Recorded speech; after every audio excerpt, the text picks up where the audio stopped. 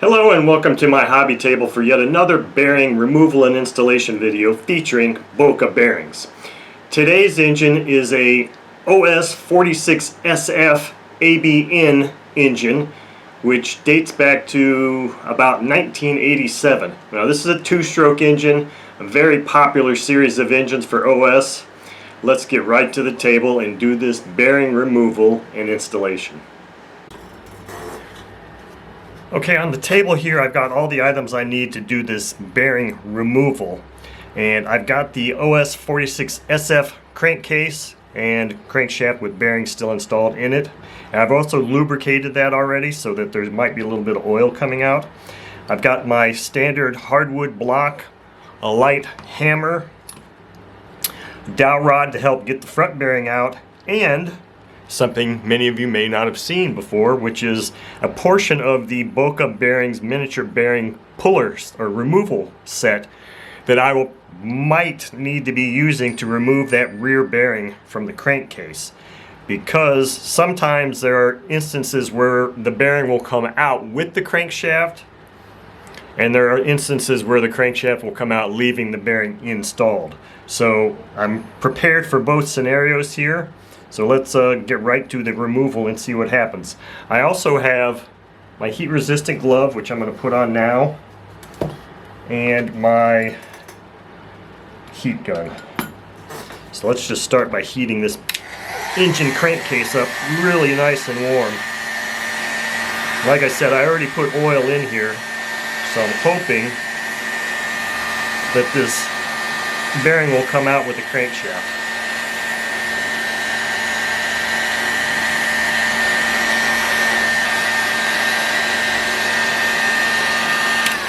Alright, now this is an industrial strength heat gun, so it puts out quite a bit of heat, and I always use it at the highest level. So let's see how lucky we get here. That doesn't feel like that bearing came out with that crankshaft.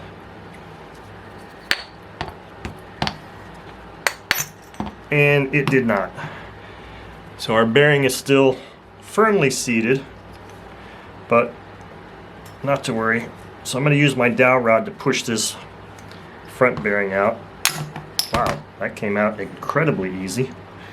Okay, front bearing is out. Now, I can tell by looking in here that I don't have a lip on this that I can actually use a punch to get in there. So I've already got the appropriate sized, let me put this hot crankcase here, appropriate sized chuck on here. So those of you that are not familiar with this bearing puller set from Boca, it comes with various sized chucks, some for much smaller bearings and some for larger bearings. This is one of the ones for the larger bearings, and it's a split four jaw chuck, and it's got a lip on the outer edge.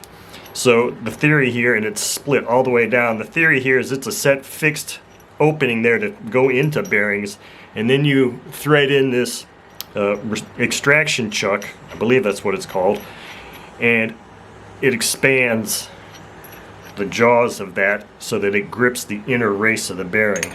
Or not the inner race, yes, the inner race, but in this case it's gripping in between the race and the crankshaft, or the crankcase. So I just turn that just a hair. Many times I have to use a wrench. I'll have to get some wrenches or some tools here to put this on here. I want this to be kind of tight going in, just so it's easier for me to feel when I get inside the bearing and get to that gap in between.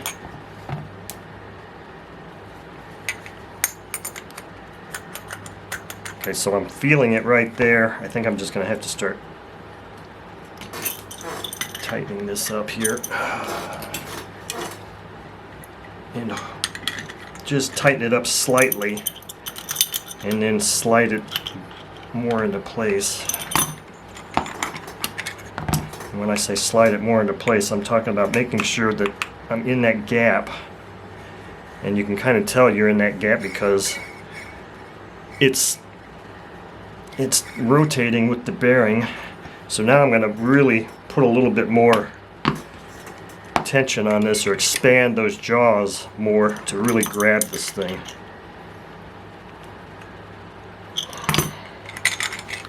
So now I know that I'm not grabbing this part of the crankcase, I'm grabbing the bearing itself. Now ordinarily, so I won't say ordinarily, this particular set comes with a handle that you screw in here, and if the bearing is not a press fit and it's just, you know, pushed in place but you can't get at it, you can just pull it out with the handle. In glow engines, 99% of these bearings are going to be press fit in there, and they're going to be really in there, so you're not just going to be able to pull this out. But what I am going to do is I'm going to heat this case up some more, and then I'm going to use probably the socket extension to put in here, and I'm going to be driving right on the top of that jaw, the expanded jaw, and driving this out while it's still holding the lip. That's why I want to make sure that this is really tight on there, because I don't want to drive this assembly out and leave the bearing in there. So I'm going to make sure that's pretty darn tight. I'm going to heat this up again, and then I'm going to try and drive that out, and hopefully it'll bring that bearing right out.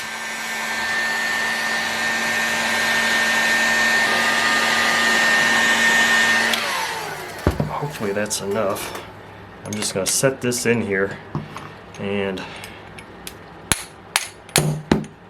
tap that out, and as you can see, hopefully this isn't too hot. It's not.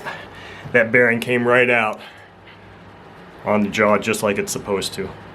Now I got lucky because it looks like I gripped, either in the process of driving it out it slipped, or I was actually gripping on the inside of the race instead of on this side, because ideally what you want to do is you want to grip on this side of the bearing, and so that those jaws expand into that small gap that there might be between the inner race and the end of the crankcase. But it might have driven down, or maybe I just wasn't precise enough when I pulled or inserted this in there and got on that. Either way, the bearing is out, which is all we wanted. And now you just remove tension and the bearing falls right off. So now the next step is to clean up this crankcase, get the new bearings, and install the new set of bearings. Okay, so on to part 2 of this video, which is the installation of the bearings. Now I've got my crankcase here all cleaned up and ready to accept bearings. I've got the bearings that came out and the cleaned up crankshaft here. I've also got the bearings from Boca that I'm going to install, a small precision flat blade screwdriver, my really beat up short socket extension that I'll use to drive the main crankshaft or crankcase or crankshaft bearing and crankshaft into place, my piece of hardwood, my light hammer, and I've got a small container of Boca's Lightning Lube Road Power, which I am going to put a small squirt into this container, and I will be using that to lubricate these parts to facilitate the installation of the bearings here. So I always like to follow exactly the way the bearings came out from the engine, especially if I know for a fact that nobody's been inside and replaced the bearings, as far as the shields and seals on the bearings. Now, 90% of the time, you're always going to have, 99% of the time, the rear bearing is always going to be completely open, which is the case with this bearing that came out of the 46 SF. The front bearing, it's hit or miss. Sometimes shields will be on both sides, sometimes shields will be on one side only. I'm going to copy exactly, this is the preferred method, especially for a 2-stroke engine, just to make sure that you're getting adequate lubrication. I'm going to copy exactly what they've got here. Now, the kit number for the bearings for this engine is a pretty standard kit number, and it's ENK-001. Now, the bearings I've got here are from Boca, and they came to me not in a kit because I was using them for another project, but they're the same size for these. So the front bearing is a rubber sealed bearing. Both sides are rubber sealed. I am going to remove one side of that, one of those rubber seals, and then this rear bearing has got both metal seal or shields on it. I'm going to be removing both of those, and I'm going to use the same little mini precision screwdriver to do the task, and it's exactly the same. I just basically get in here on the inner race and just gently get under there and just lift that seal off. Now this type of bearing is a resealable or a non-permanent sealed bearing. You can service these bearings and then put this rubber seal back in place. If it was a different application, you wouldn't do that for this application.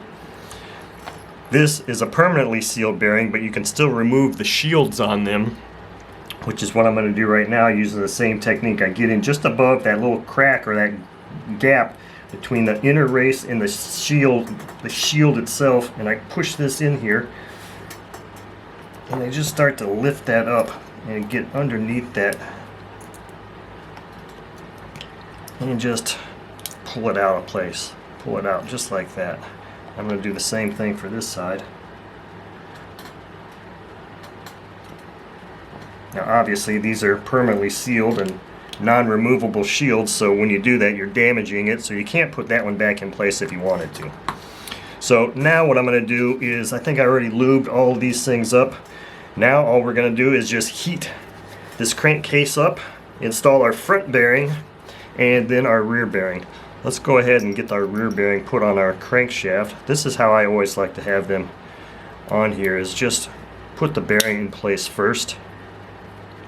That way when the front bearing is installed, it acts as a centering mechanism for this, because this will center on that bearing before the bearing actually gets to the seat, and that way you make sure that it always goes in perfectly straight.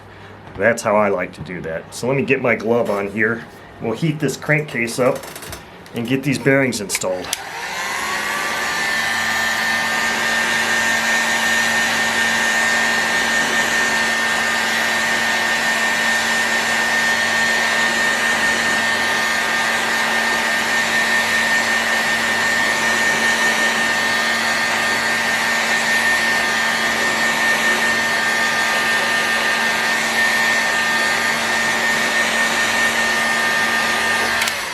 Should be adequate.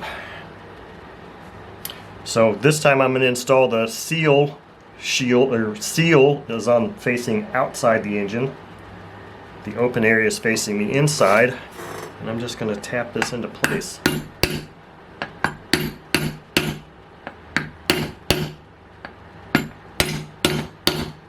Just like that. Next, I'm going to put our crankcase or crankshaft in here, and wow, I didn't even need to do any kind of tapping at all. It's in place already. It's fully seated just like that. Now that doesn't happen very often, but occasionally it does, and I can tell by looking in there that I'm not seeing the lip or the edge of the bearing sticking out at all. So I didn't even need to do any kind of tapping at all on this one. It was warm enough, and the tolerances were such of the case and the outer race of that bearing that just allowed it to slip into place. Now as this cools, that aluminum will cool and it'll grip that bearing. And how does it get any easier than that? That concludes our bearing installation for this OS 46SF engine.